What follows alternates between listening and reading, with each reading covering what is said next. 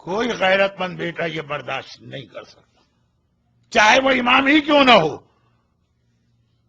چنانچہ کربلا میں بھی ہم نے سنا جب حسین نے کہا حل من ناصر ینصرنا، بیمار سجاد غشی کے عالم میں ایک دم اٹھے، تلوار لے کے باہر نکلے، حسین نے آواز دی زینب سجاد کو روک لینا۔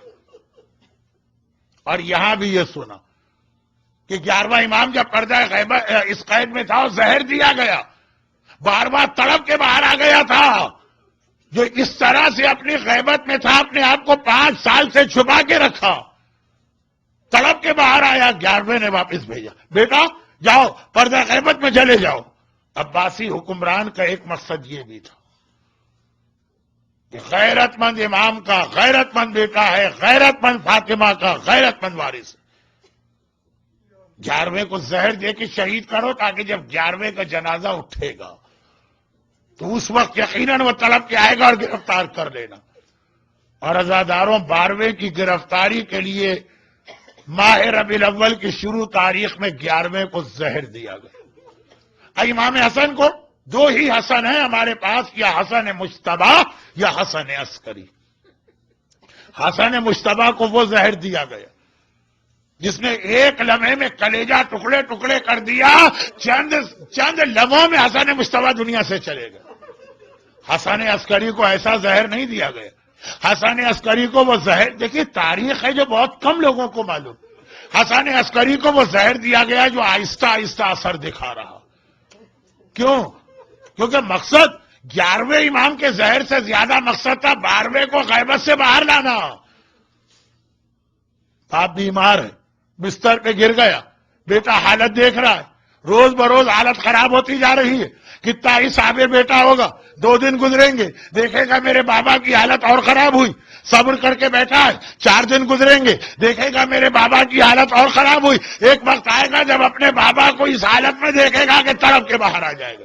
زہر بھی ایسا دیا گیا، لیکن قید میں ہیں، کیا مطلب زہر دیا گیا، علاج ممکن نہیں ہے۔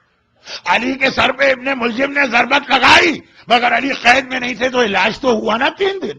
ہائے میرا 11واں حسن عسکری، کتنا معصوم، کتنا مظلوم، کتنی مصیبتیں، کتنے امتحان دیے، زہر ایسا دیا جا رہا کہ اچانک موت نہ ہونے پائے، آہستہ آہستہ بدن کٹتا چلا جائے۔ کچھ چیزیں بیان کرنے سے نہیں واضح ہوتی ہے، سوچنے سے واضح ہوتی ہے، اور ساتھ میں علاج ممکن نہیں ہے کیونکہ ظالم کی قید میں ہے۔ میرا 11واں امام 5 ربیع الاول کی تاریخ کو اتنا کمزور ہو گیا کہ بستر سے اٹھنے کی طاقت نہ رہی، اپنی نماز بستر پہ بیٹھ کے پڑھی۔ بہت آرام سے آپ نے سن لیا، اہل بیت کے گھرانے میں بستر پہ بیٹھ کے نماز پڑھنا قیامت کے برابر۔ زینب کبریٰ نے زندان شام میں سنت نماز بیٹھ کے پڑھی ہے تو سجاد کو یقین نہیں آ رہا، جبکہ 11واں تو بہرحال امام ہے اور واجب نماز بستر پہ بیٹھ کے پڑھ رہا۔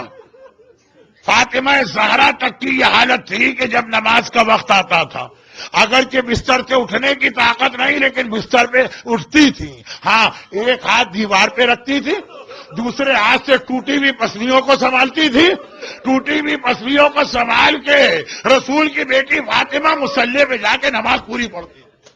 اگر ہائے میرا 11واں امام اتنا کمزور ہے کہ اگر آپ اسے توہین نہ سمجھیں تو زینب کبریٰ اور فاطمہ زہرا کے مسائل سے بڑی مصیبت 11ویں امام پہ ہی گزر گئی کہ بستر پہ کھڑے ہونے کی طاقت نہ رہی۔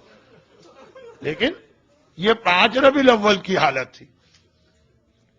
جب 7 ربیع الاول آئی اب بستر پر بیٹھ کے بھی نماز نہیں پڑھی جا سکتی، اب نماز لیٹ کے پڑھی جائے گی، اور آج کی رات ختم ہوئی، فجر کا وقت آیا، بستر پہ لیٹے لیٹے امام نے نماز پڑھی اور اس کے بعد ایک مرتبہ کہا اے میرے غلام سیکل میں بہت پیاسا ہوں، ذرا پانی لے کے آ جاؤ۔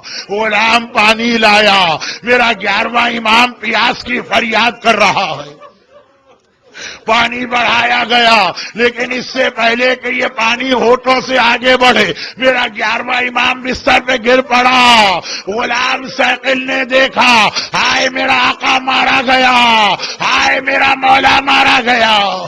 اور کیوں نہ ہو، حسین کا وارث وہ پوتا ہے، اگر حسین پیاسے گئے، اگر عباس بھی پیاسے گئے، اگر اکبر پیاسے گئے، حسن عسکری بھی اس دنیا سے پیاسے جائیں گے۔ امام زمانہ کو پیاسے شہیدوں کا انتقام لینا ہے، اپنے پیاسے دادا حسین کا بھی اور اپنے پیاسے بابا حسن عسکری کا بھی۔ لیکن روایت یہ ہے کہ جس وقت 11واں امام پانی پینا چاہتا ہے اور خش کھا کے بستر پہ گرا، ایک بار غیبت کا پردہ ہٹا کے بے چین و بے قرار ہو کے میرا امام زمانہ باہر آ گیا۔